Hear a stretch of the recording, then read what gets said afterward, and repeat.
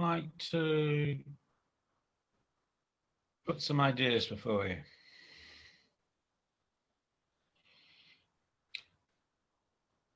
So let's start with paper money. Paper money was one of the first great applications of printing. And it was in the, I guess, starting from the 17th or 18th century, it became an instrument of financial revolution. You had banks issuing their own banknotes, certainly in my country, and often over-issuing banknotes and going bust. It was the precursor of promissory notes and all sorts of things, so that, I'll use the word without any caution, financial engineering. The use of printed stock certificates and so forth was part of financial engineering. And stock certificates were actually certificates, you know, like your PhD certificate and all those sorts of things. And there was a branch of printing called security printing. Now, I don't know about your country, but in my country, you have a passport, which has got all sorts of information on it. When I first got a passport, it was security printed and it had important information on it. And it still is security printed because it provides a measure of protection. But what's really important is the bit that the computer can read. And when you go through passport control, the bit that the computer can read is red. And from that, your picture appears on the screen. The picture in the passport is just in case the computer is working and also to provide a measure of protection and other features as well, because it's always been there. But the most important part of the passport is not that it's security printed, but that it's backed by an online database.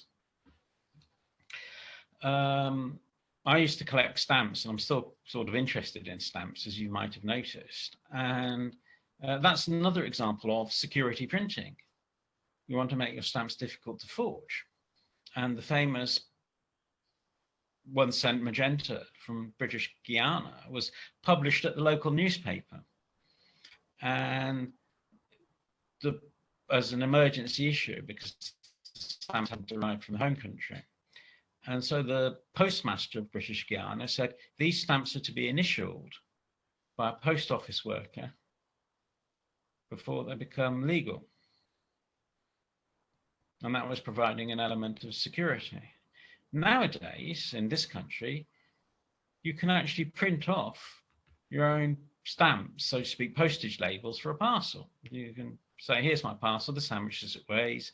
You're given a PDF to print out, you print out the PDF, and off it goes. And like your passport, the real thing is the fact that there's a computer record of the payment, because there's a barcode, and the barcode is read. And if the barcode is read twice, then something's gone wrong and one of the parcels won't arrive. By the way, during the Second World War, the Germans set up printing works that forged banknotes, and they applied extreme pressure on both bank workers who knew security processes and also criminals who knew how to forge things.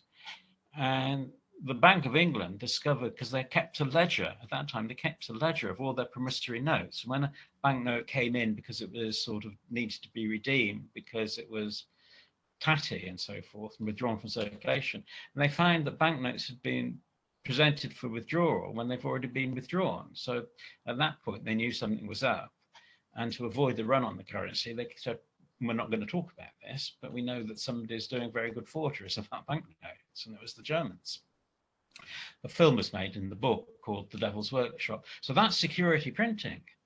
And it provided the motive for stamp collecting, if you like, because some of these stamps from I'd say from about 1870 to 1940, are absolutely beautiful pieces of printing. And they're real ambassadors for the country and everything else. So that's printing as art. and it was a tremendous sort of thing.